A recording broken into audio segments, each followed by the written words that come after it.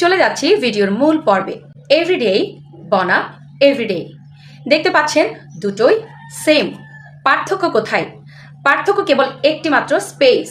Every এর পরে যদি স্পেস থাকে, তারপর যদি ডে থাকে, তাহলে এর একটি অর্থ দাঁড়ায়, আবার স্পেস ছাড়া এভরিডে এর অন্য একটি অর্থ দাঁড়ায়। বলছেন কিভাবে সম্ভব? চলুন জেনে নিই। এভরিডে, এভরি এবং ডে, এই দুটোর মাঝখানে যখন একটি স্পেস দিব, তখন তার অর্থ হবে প্রতিদিন। একটি এক্সাম্পল দিচ্ছি। I go to school at 7 a.m. every day. I go to school at 7 a.m. every day.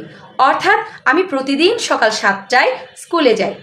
আবার এভরিডে, যেখানে কোনো স্পেস থাকবে না, এভরি এবং ডে একসাথে হবে, তার অর্থ হবে দৈনন্দিন।